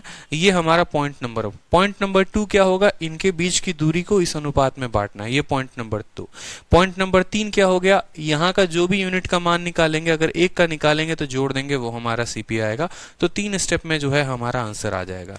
इसके ऊपर अभी मैं आपको 2-4 सवाल प्रैक्टिस करवाऊंगा ना, तो आप देखना कितने तेजी में आप उत्तर दे पाओगे। ठीक है, चलो। जैसे क्वेश्चन यहां पर देखो, क्वेश्चन आपको बोला गया है, सवाल देखो, बोला गया है कि प्रॉफिट जो है, किसी वस्तु को 800 में बेचते हैं तो जो लाभ होता है वो 20 गुना होता है नुकसान के जब हम उसको 275 में बेचते हैं। बताओ हम उसको कितने में बेचे अगर हम 20% का फायदा कमाना चाहते हैं तो? ठीक है, बताओ हम उसको कितने में बेचे अगर हम 20% का फायदा कमाना चाहते हैं तो? ये बाद में हम देखेंगे, कोई दिक्कत नहीं। उसके पहले मेरी तरफ से 2-3 क्वेश्चन ले लो आप लोग। मेरी तरफ से आप लोग 2-3 क्वेश्चन ले लो। ठीक है, एक बार क्वेश्चंस मैं देख लूं। What will be the sold at इतना, फाइंड द कॉस्ट प्राइस। चलो, मेरी तरफ से 2-3 क्वेश्चन आप लोग ले लो। क्वेश्चन में आपसे ये बोला है कि मान लो यहां पर आपका सीपी है, और यहां पर मैंने कह दिया कि कोई वस्तु को हमने 400 रुपए में बेचा है और वही वस्तु को हमने 200 रुपए में बेचा है। ठीक है, यही वस्तु को मैंने कितने बेचा है? 200 रुपए में बेचा है। जितने का मुझे लाभ है ना, उतने ही का मेरा नुकसान है। जितने का मुझे लाभ है उतने ही का मेरा नुकसान है। तो बताओ जो है हमारा क्रय मूल्य कितने का होगा? किसी वस्तु को मैंने 400 में बेचा और उसी वस्तु को मैंने 200 रुपए में बेचा। जब मैंने 400 में बेचा और जो मुझे लाभ हुआ, और जब मैंने 200 में बेचा तो मुझे हानि हुआ, तो ये दोनों लाभ और हानि बराबर है, यानी इनका अनुपात 1:1 है। सीपी का मान बताइए, सीपी का मान कितना होगा? बताइए जल्दी से, सीपी का मान बताइए। समझ में आ गया बात? आप बोलेंगे सर इन दोनों का अंतर कितना है? 200 का है। ये 200 1 और 1 यानी 2 के अनुपात में बटेगा, यानी ये सर 100 रुपए आ गया। 1 यूनिट का वैल्यू कितना आ गया? 100 रुपए। या तो 200 में 100 रुपए जोड़ देंगे तो 300 आ जाएगा, या 400 में 100 रुपए घटा देंगे तो 300 आ जाएगा। यानी सर हमारा सीपी कितना का होगा? सीपी हमारा होगा 100 रुपए का। ठीक है, सीपी कितने का होगा? हमारा 100 रुपए का होगा। चलो, अब ये सवाल देखो, क्वेश्चन नंबर 40 देखो, पीछे के करवाऊंगा, कोई दिक्कत की बात नहीं। 40 नंबर देखो। ठीक है, बोला गया है लॉस जो है 800 रुपए बेचने पर वो 23% ज्यादा है फायदे के जब उसी वस्तु को 1246 में बेचते हैं। Selling the same article for इतना, find the cost price of article. ठीक है, बिल्कुल यहां पर सीपी जो है वो 300 रुपए आएगा।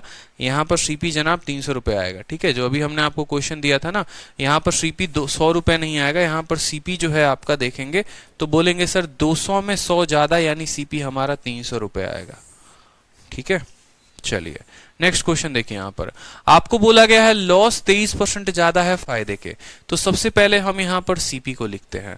ठीक है, ज्यादा वाला विक्रय मूल्य कौन सा है? 1246। 1246 को यहां पर लिखिए। कम वाला कौन सा है? 800। तो 800 को कहां पर लिखिए? पीछे लिखिए। ठीक है, बोला गया है कि जितने का, देखो लॉस जो है ना, लॉस 23% ज्यादा है फायदे के, तो आप बोलेंगे कि सर अगर हम 100 फायदा मानते हैं ना, 100 यूनिट का फायदा, तो नुकसान कितने का है सर? 123 का है। नुकसान कितने का है? 123 का है। कोई दिक्कत की बात? जो लॉस है वो प्रॉफिट से 23% ज्यादा है, यानी ये 100 है तो ये 123 है। अब इन दोनों का अंतर देखो तो बोलोगे सर 446 इन दोनों का अंतर है। और ये कितने में बटेगा? 100 और 123, यानी हमारा बटेगा 223 में। कितने में बटेगा? 223 में। तो 1 यूनिट का मान निकालना होगा तो कैसे काटोगे? 1 यूनिट का मान हमारा 2 आ गया। 1 यूनिट का मान कितना रुपए आ गया? 2 रुपए आ गया। अब हमारी मर्जी है, हम 100 यूनिट का मान निकालना चाहते हैं, यानी 200 रुपए, इसमें से 200 घटा देंगे, या फिर 123 यूनिट का मान निकालेंगे, 246 आएगा, इसमें 246 जोड़ देंगे, तो सीपी कितना हो जाएगा? 1 यूनिट का मान 2 रुपए, 123 यूनिट का मान 246, तो 800 में कितना जोड़ देंगे? 800 में 246 को जोड़ देंगे, तो कितना आएगा? 1046 जो होगा वो हमारा क्या होगा? करेक्ट उत्तर होगा, हमारा सीपी होगा। कोई दिक्कत की बात यहाँ पे? 1046 क्या होगा? हमारा सीपी होगा, वस्तु का क्रय मूल्य होगा। ठीक है, हम अपने पीछे वाले में जोड़ेंगे सेलिंग प्राइस में, आगे वाले से घटाएंगे। ठीक है, बहुत शानदार। सभी को समझ में आ रहा है? चलो अगला सवाल देखो। अब अगला सवाल बोला गया थोड़ा सा एक लेवल ऊपर। ठीक है, थोड़ा सा एक लेवल ऊपर बोला गया है, जो फायदा होता है किसी वस्तु को 800 रुपए में बेचने पे, वो 20 गुना जो होता है वो नुकसान के है। फायदा नुकसान का 20 गुना है जब हम उसको 275 में बेचते हैं। उस वस्तु का पहले आप क्रय मूल्य निकालिए और फिर उसको 25% या 20% फायदे पर बेचकर बताइए कि आप उसको कितने में बेचेंगे। आप उसको 20% फायदे में बेच के बताइए कि आप उसको कितने में बेचेंगे। तो कोई दिक्कत की बात नहीं है। 20% फायदे के बाद उसका विक्रय मूल्य बताना है, यानी उसके लिए मुझे उसका क्रय मूल्य बताना आवश्यक है कि मैं उसको कितने में खरीदा हूं, मुझे ये बताना जरूरी है। ठीक है, तो चलो सवाल को देखो जरा एक बार बढ़िया लेवल से। सेम तरीके से क्या बोलेंगे? बोलेंगे भैया यहाँ सीपी रखेंगे हम यहाँ पर। ठीक है, बड़ा वाला विक्रय मूल्य कितना है? तो बड़ा वाला बोलोगे सर 800 है, तो 800 को यहाँ पे रखो। छोटा वाला कितना है? छोटा वाला कितना है? 275 है, तो 275 को यहाँ पर लिखो। यहाँ पर नुकसान होता है, यहाँ पर फायदा होता है। 20 गुना देखो यहाँ बोला गया है, जो फायदा है ना वो 20 गुना है नुकसान के। फायदा नुकसान का 20 गुना है, तो बोलोगे सर अगर नुकसान 1 का है तो फायदा कितने का है? फायदा 20 का है। याद करो ये लॉस होता है, ये प्रॉफिट, इसका 20 गुना है। इन दोनों का अंतर कितने का हो गया? तो इन दोनों का अंतर 525 का हो गया। और ये 525 कितने में बटेगा? 20 और 1 21 यूनिट में बचेगा। कितने में बटेगा? 21 यूनिट में बचेगा। हम 1 यूनिट का मान निकालना चाहते हैं, तो 21 से काटिए, 21 का 2 गुना 42 और 5 बार में 25 बार में। 1 यूनिट का मान कितना है? 1 यूनिट का मान 25 है। तो सीपी आप निकालेंगे तो कैसे निकालेंगे? 1 यूनिट का मान आपका कितना आया है? 1 यूनिट का मान 25 आया है। 275 रुपए में किसी वस्तु को बेचते हो और 1 यूनिट का नुकसान है, यानी 25 रुपए का नुकसान है, तो 275 में 25 जोड़ोगे तो सीपी आ जाएगा। ठीक है, यानी 275 जमा 25, सीपी कितने का हो गया? 300 रुपए का। सीपी कितने का हो गया? 300 रुपए का। या 1 यूनिट का मान 25, तो 20 यूनिट का मान 500, तो 800 में से भी 500 घटाओगे तो भी तुम्हारा कितना आ जाएगा? 300। सामान का क्रय मूल्य कितने का आ गया? 300 का। लेकिन हमसे क्रय मूल्य पूछा है? नहीं, हमसे पूछा है विक्रय मूल्य बताओ, और कब? जब 20% का फायदा होगा, यानी हमसे सेलिंग प्राइस बताना है। किसका? इसका 20% का फायदा देकर बताना है, यानी इसमें 20% अधिक बताना है। इसका 10% कितना है? 30, तो 20% 60, यानी सेलिंग प्राइस कितना हो गया? 360 रुपए हो गया हमारा करेक्ट आंसर। कौन सा ऑप्शन होगा? बी फॉर बाहुबली जो होगा वो हमारा करेक्ट उत्तर होगा। ठीक है, समझ में आया सवाल? सेम पैटर्न पर था। क्रय मूल्य निकालकर, हो सकता है आपसे क्रय मूल्य ना पूछकर विक्रय मूल्य आपसे पूछ दिया जाए। आपका शीट है ना बहुत शानदार तरीके से डिजाइंड है, चिंता मत करो। पहले एक थोड़ा लेवल, फिर थोड़ा सा ऊपर, फिर थोड़ा सा ऊपर। इससे क्या है, आपकी शीट में आप देखोगे तो सारे टाइप जो हैं वो एक साथ हैं, मतलब अलग अलग दे दिए गए हैं। ये टाइप एक साथ, अगला टाइप एक साथ, अगला टाइप एक साथ, और फिर उसमें लेवल दे दिया गया है कि पहले 0 लेवल, फिर थोड़ा ऊपर, फिर थोड़ा ऊपर। इससे आप लोगों के समझ में काफी फायदा होगा। बहुत अच्छे तरीके से आप सवालों को समझोगे। ठीक है, तो इस तरीके से शीट जो है मैंने पूरी बनाई है ताकि आप लोग बहुत अच्छे तरीके से समझ पाओ।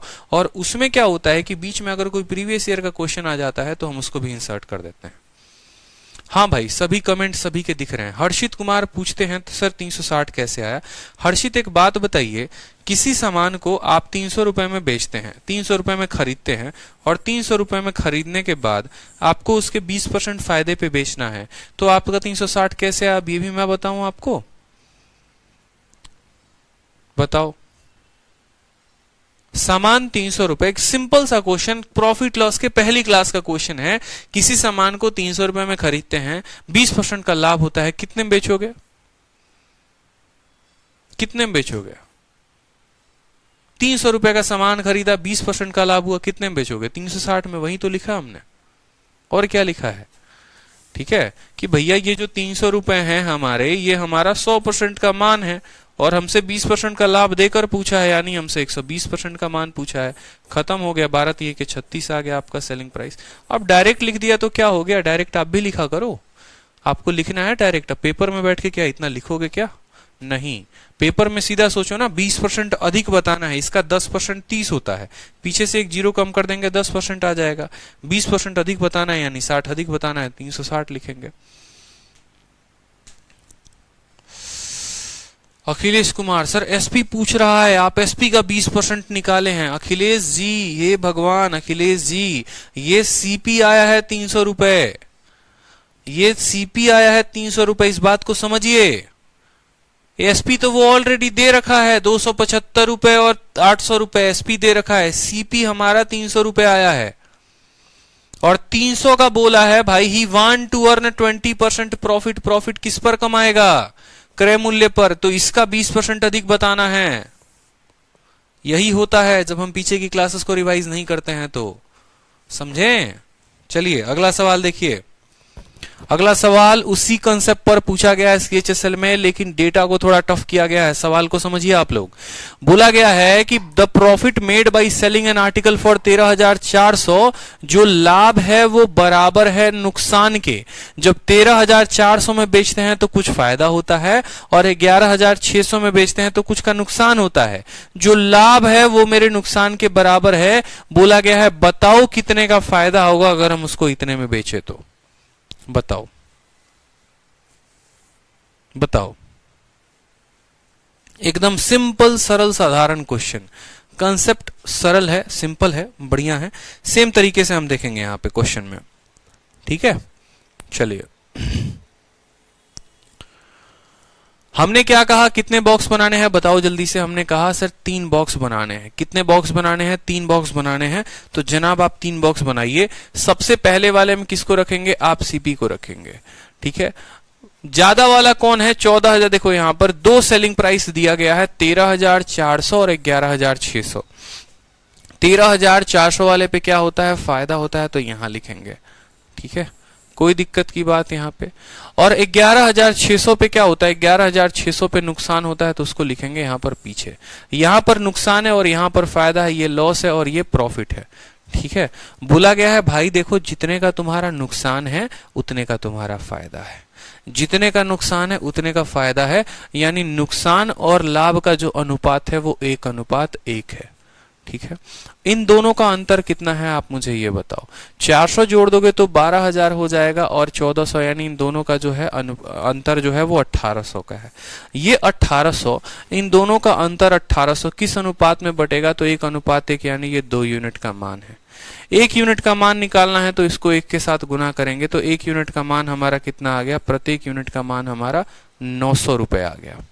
प्रत्येक यूनिट का मान हमारा कितना आ गया? 900 रुपए आ गया। समझे मेरी बात को आप? ठीक है, तो 11,600 में या तो आप 900 जोड़ दो तो आपका कॉस्ट प्राइस आ जाएगा, या 13,400 में से आप 900 घटा दो तो आपका कॉस्ट प्राइस आ जाएगा। तो आप सभी मुझे बताओ कि आपका कॉस्ट प्राइस कितने का आएगा, खरीद मूल्य कितने का आएगा? तो आप बोलेंगे सर 11,600 में 900 जोड़ दीजिए तो हो जाएगा 12,500। कोई दिक्कत की बात? ये आपका क्या आ गया है? ये 12,500 आपका खरीद का दाम आ गया है। 900 आपने जोड़ा, आपका खरीद का दाम आ गया। अब उसके बाद सवाल में बोला गया आप उसको 14,750 में बेचते हैं। इतने के सामान को आप बेच कितने में रहे हैं? तो 14,750 में आप बेच रहे हैं। तो बोला गया है बताइए सर आपको प्रॉफिट कितने का होगा? तो प्रॉफिट निकालने के लिए विक्रय मूल्य में से क्रय मूल्य को घटाना होगा, यानी 2250 रुपए का हमको क्या होगा, फायदा होगा। 2250 रुपए, ऑप्शन नंबर डी, दिल मांगे मोर। 14,750 में से 12,500 को घटाइए, 2,250 रुपए आपका आएगा। तो सवाल किस तरीके से पूछा जा रहा है वो आप देख रहे हैं। आपको दो अलग अलग विक्रय मूल्य दे दिया गया, बोला गया एक पर जो लाभ होता है वो इसके नुकसान के इतना है। आपसे या तो क्रय मूल्य पूछ लेगा, या आपसे बोलेगा तुम नया विक्रय मूल्य निकालो अगर 20% का लाभ हो तो, या आपको हो सकता है एक विक्रय मूल्य देकर आपसे लाभ पूछ लिया जाए। तो अल्टीमेट जो कंसेप्ट होता है वो होता है सबसे पहले सीपी को निकालना कि सीपी कितना आएगा।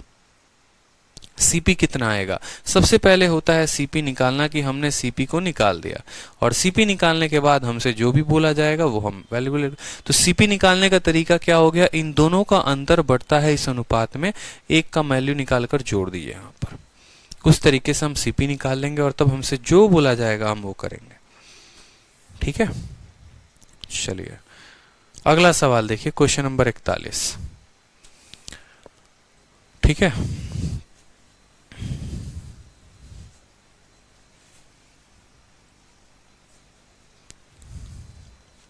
अर्चना शाह कहती हैं सर आज से पहले ये क्वेश्चंस को स्किप कर देते थे। कोई बात नहीं अर्चना, आज से स्किप नहीं करना है।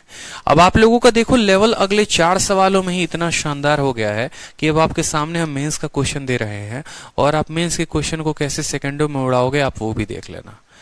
ठीक है, 4 सवाल के बाद 5वां सवाल आपका मेंस का आ गया, और 5वां सवाल जो है अब आप देखो मेंस के क्वेश्चन को भी उड़ा दोगे। सवाल में बोला गया है किसी वस्तु को 123.4 में बेचने पर जो फायदा होता है वो 20% ज्यादा होता है किसके, नुकसान के। कब, जब हम उस वस्तु को 108 में बेचते हैं। बताओ अगर हम उस वस्तु को 120.75 में बेचें तो हमें गेन या लॉस परसेंट में कितना होगा, हमें वो बताना है। कितना फायदा होगा, कितने का नुकसान होगा, कोई दिक्कत की बात नहीं है। ठीक है, पीछे वाले में बोला गया था प्रॉफिट बताने को क्वेश्चन में, और इस वाले में बोला गया है प्रॉफिट परसेंट बताने को। बस इतना ही का अंतर है और कोई अंतर नहीं है। पीछे वाले में प्रॉफिट पूछा गया था, यहाँ प्रॉफिट का परसेंट पूछा गया है, प्रतिशत पूछा गया है। ठीक है, कोई समस्या की बात। तो सबसे पहले कितने बक्से बनाएंगे, बोलोगे सर 3 बक्से बनाएंगे। एक बक्सा सीपी को कहां रखेंगे, बीच में। ठीक है, आप मुझे बताओ बेचते हो 123.4 में तो क्या होता है फायदा, तो 123.4 कहां पर आएगा, यहां पर आएगा। ठीक है, उसके बाद जब 108 में बेचते हो तो क्या होता है, नुकसान होता है, तो 108 कहां पर आएगा, वो यहां पर आएगा। ठीक है, यहां पर हमारा लॉस है और यहां पर हमारा प्रॉफिट है। सवाल में बोला गया है जो गेन है वो 20% ज्यादा है किसके, प्रॉफिट लॉस के, यानी गेन जो है ना वो 20% ज्यादा है किसके, प्रॉफिट के। तो आप ऐसा कह सकते हो सर गेन, ठीक है, लॉस के, प्रॉफिट अपॉन लॉस बराबर, यानी सर अगर लॉस 5 है ना तो हमारा गेन कितने का है, 6 का है। अब बोलोगे सर ये 5 और 6 कहां से है, बहुत बच्चों को नहीं समझ में आ रहा होगा, कोई बात नहीं। 20% ज्यादा है, 20% का मान कितना होता है, तो 20% का मान 1/5 होता है। नीचे वाले को अगर आप लॉस मानते हैं तो सवाल में कहा गया है कि लॉस से लॉस का 20% यानी 1, तो 5 में 1 ज्यादा कौन होगा, तो 5 में 1 ज्यादा आपका गेन होगा, यानी आपका 5 में 1 ज्यादा 6 होगा, आपको इतना पता होगा। ठीक है, कोई दिक्कत की बात। सवाल में बोला गया है कि जहां आपका ये जो फायदा है ना ये इससे 20% ज्यादा है, 20% का जो मान आता है जनाब वो आता है 1/5, यानी अगर हम फायदे यहां पर लॉस को अगर हम बोले कि बेटा लॉस तुम अगर 5 यूनिट हो तो तुमसे 20% ज्यादा, 5 का 20% 1 होता है, यानी इससे 1 ज्यादा कौन होगा, प्रॉफिट होगा। ये हमें समझ में आ गया। यहां पर सेलिंग प्राइस, यहां पर सेलिंग प्राइस ये, और लॉस और प्रॉफिट का अनुपात 5:6। हो सकता है एग्जामिनर आपको सीधा अनुपात ना दे, हो सकता है आपको 1:1 ना दे, वो ऐसा बोल दे कि आपका जो प्रॉफिट है वो इससे 20% ज्यादा है, तो आपको ये अनुपात लिखना पड़ेगा परीक्षा में बैठ के कि 5:6 में है। अब अगला कदम आप सभी को पता है इन दोनों का अंतर, इन दोनों का अंतर कितना है बताइए, 13×2 15.4, कितने का अंतर है, 15.4। 108 में 10 जोड़िए, 118, 118 5 23, 15.4, और ये 15.4 किस अनुपात में बटेगा, तो 5 और 6, यानी ये 11 यूनिट का मान है। तो अगर हमें 5 यूनिट का मान निकालना है तो इसको कितने से गुना करना पड़ेगा? 5 के साथ। या हमें 6 का निकालना है तो 6 के साथ गुना करना पड़ेगा। कितने का मान दिया गया है? तो 5 और 6 11 का दिया गया है। हम मान लो 5 का निकालना चाहते हैं तो 5 से गुना करेंगे। 11 से काटेंगे तो 11 से एक बार में 0.4 बार में 1.4 इंटू 5 आ जाएगा हमारा 7 रुपए। तो अगर हम सीपी को यहां लिखना चाहेंगे तो 108 में 7 को जोड़ेंगे तो हमारा सीपी आ जाएगा। यहां तक पहले मुझे बताओ सबको क्लियर है कि नहीं?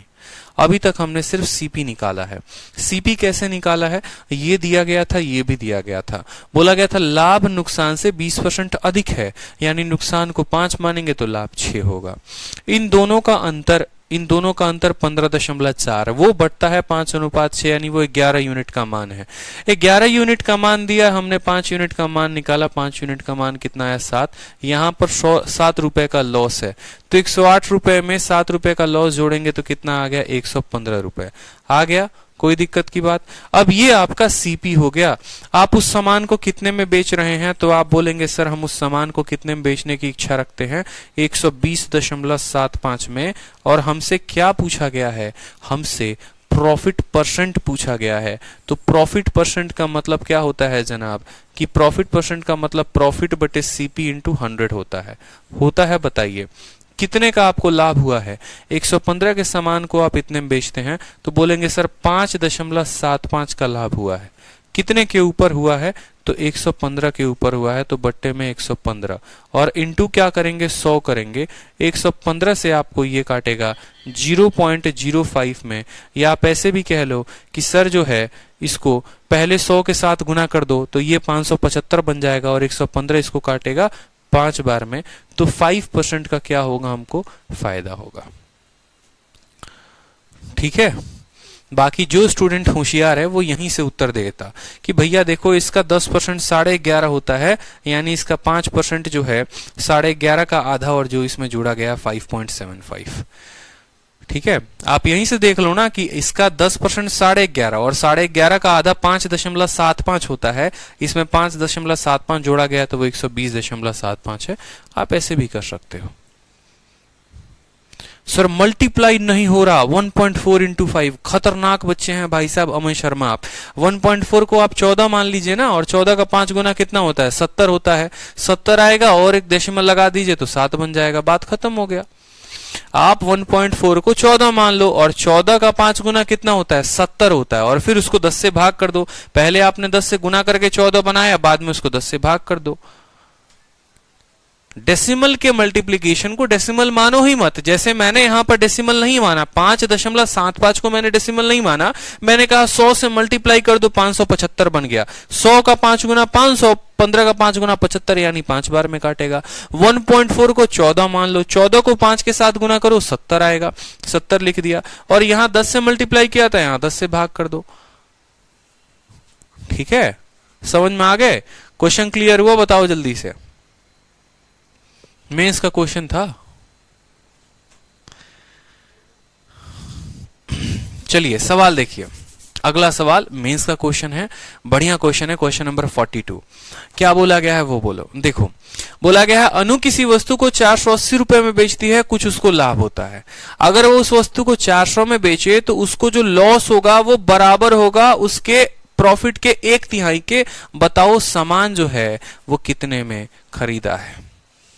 ठीक है, चलो तो सवाल देखो क्या करेंगे। फिर से सेम चीजें 3 लिखेंगे। यहाँ सीपी लिखेंगे, यहाँ पर ज्यादा वाला वैल्यू लिखेंगे यानी जितने में बेचा 480 में, और यहाँ पर क्या करेंगे तो यहाँ पर कम वाला लिखेंगे।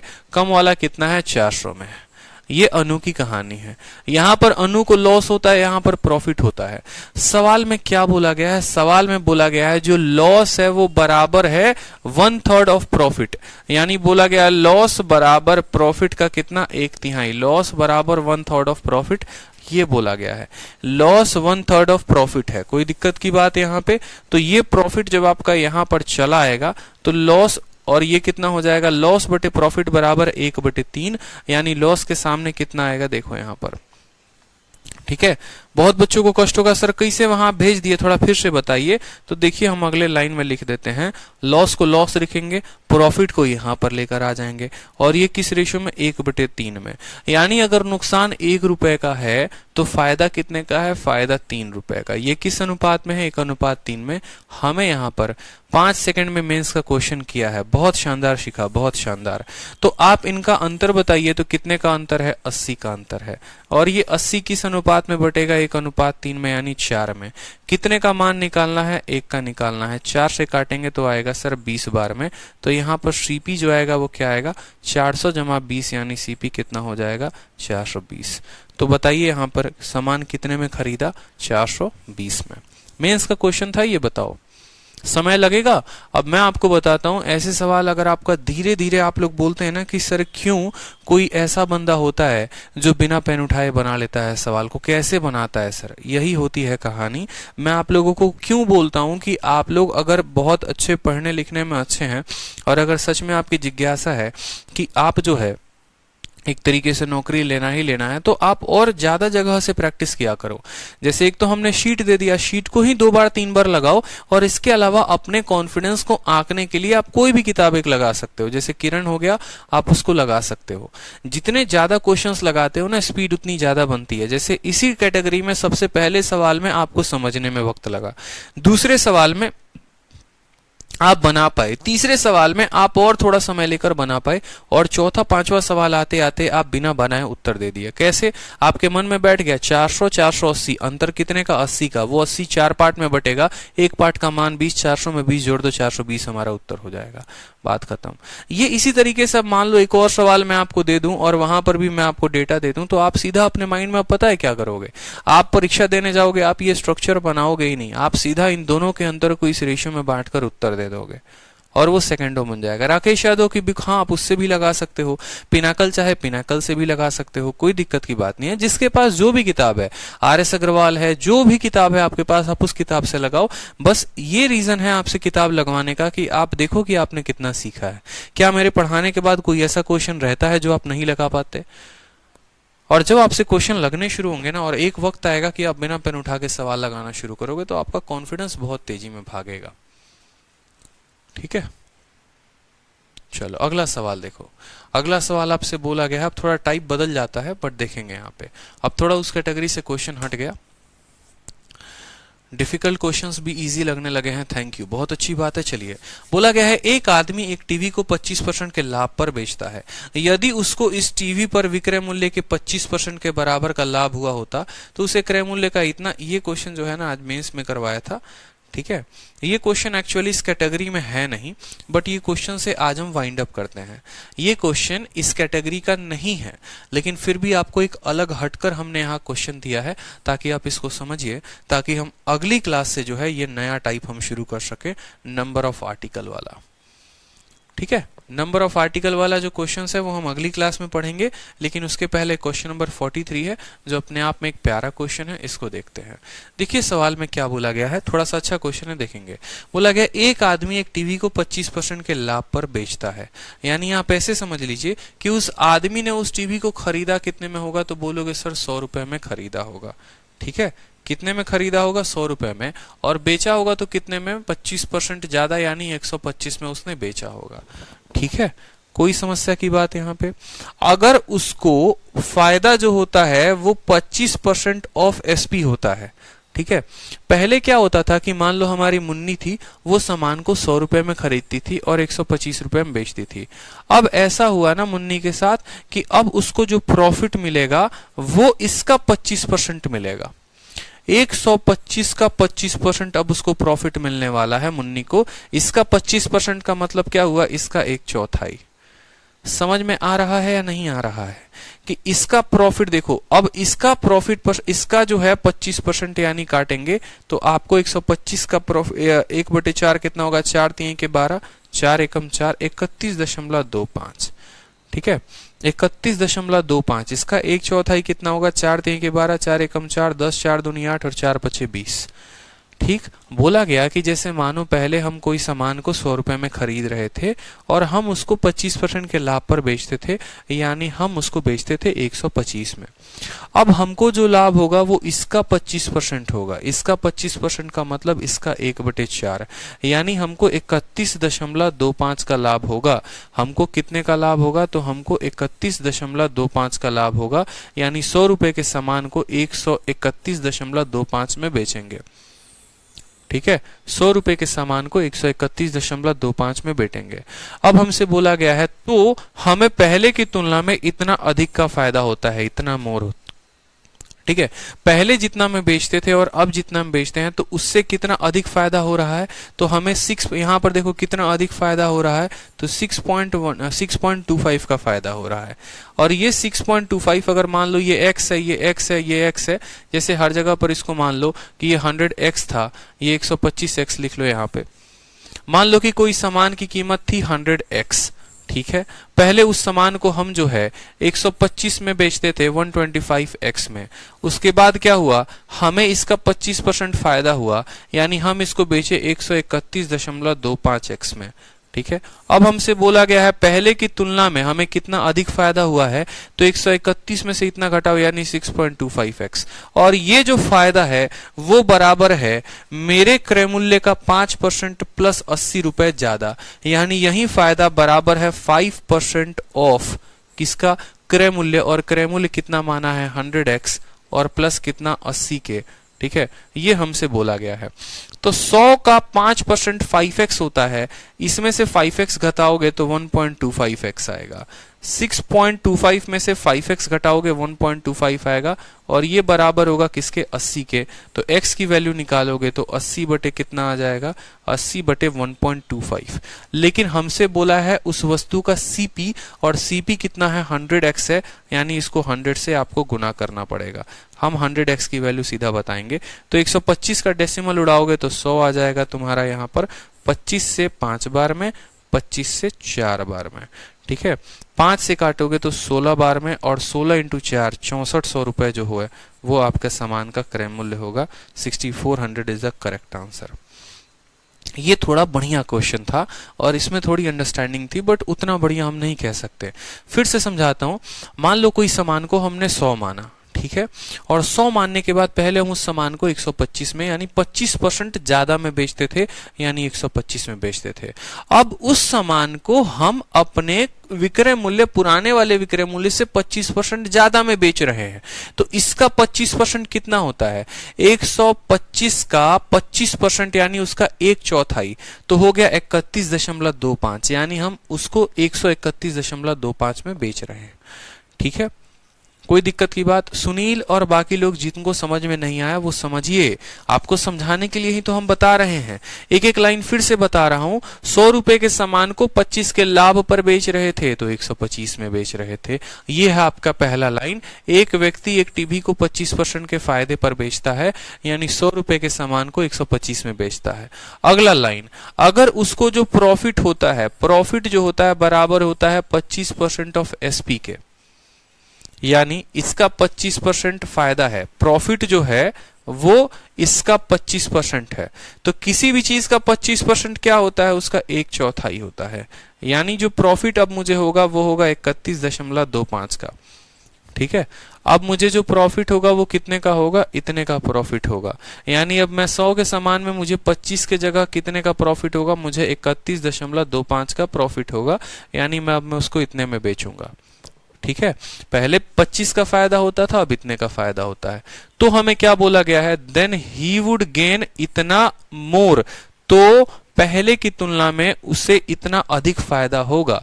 तो पहले इतने में बेचता था, अब इतने में बेचता है। कितना अधिक का फायदा? 6.25 का अधिक। और वो बराबर है किसके? मेरे क्रय मूल्य के 5% के और 80 रुपए के। तो क्रय मूल्य का 5%, यानी क्रय मूल्य 100, उसका 5% और 80 रुपए। यहां पर 100 का 5% 5x होगा, और इसमें से 5x को घटाएंगे तो 1.25x, वो बराबर है 80 के। हमें क्रय मूल्य बताना है, यानी हमें 100x का वैल्यू बताना है। इतने x का वैल्यू इतना, तो 100 का वैल्यू इतना, 6400 हमारा आ गया, काम खत्म। ठीक है, हाँ भीमसेन, आपने अपने सवाल में ही अपना उत्तर दे दिया है। आपने पूछा है सर 125 का 25% प्रॉफिट है तो 100 में क्यों ऐड किया? मेरे भाई सेलिंग प्राइस को निकालने के लिए कॉस्ट प्राइस में ही तो प्रॉफिट ऐड करते हैं। अगर मुझे सेलिंग प्राइस निकालना है तो मैं प्रॉफिट को किस में ऐड करूंगा? खुद बताओ भीमसेन, प्रॉफिट को किस में ऐड करूंगा? प्रॉफिट को मैं सीपी में ही तो ऐड करूंगा। सेलिंग प्राइस कैसे निकालते हो? कॉस्ट प्राइस में प्रॉफिट को ऐड करके। ये प्रॉफिट है, ये कॉस्ट प्राइस है, तो सेलिंग प्राइस कैसे आएगा? इसी में तो ऐड करके आएगा। बताइए। तो इसलिए मैंने कहा एक सवाल जो था ये बढ़िया लेवल का सवाल था। ठीक है, फिर इसके बाद अगला टाइप काफी प्यारा होगा हमारा। ठीक है, question based on number of article, और काफी छोटे छोटे छोटे छोटे सवालों से हम शुरू करेंगे। तो इसीलिए आप बताइए कॉन्फिडेंस, और आप जो है कब 200 में 200 लाएंगे? जब आप रोज सवालों को प्रैक्टिस करेंगे। ठीक है, तो आपको सवालों को निरंतर प्रैक्टिस करते रहना है, नहीं तो एक तरफ पढ़ेंगे दूसरी तरफ भूलते जाएंगे। समझ में आया बात? ठीक है, चलिए, तो कल आप लाइव रहेंगे, और बाकी आपके जितने यार प्यार रिश्तेदार हैं जो मैथ्स पढ़ना चाहते हैं इसी तरीके से शानदार तरीके से, तो आप उनको रिकमेंड कर सकते हैं कि भाई देखो क्लासेस चलती हैं, यहाँ पर चलती है, इतनी फीस है। आप सारी बातें उनको बता सकते हैं ताकि वो भी जो है इस तरीके से बेस्ट कंसेप्ट के साथ क्लासेस ज्वाइन कर सके और उनका भी बेनिफिट हो। ठीक है भाई, चलो, तो खुश रहो, मस्त रहो, love you all, take care, bye.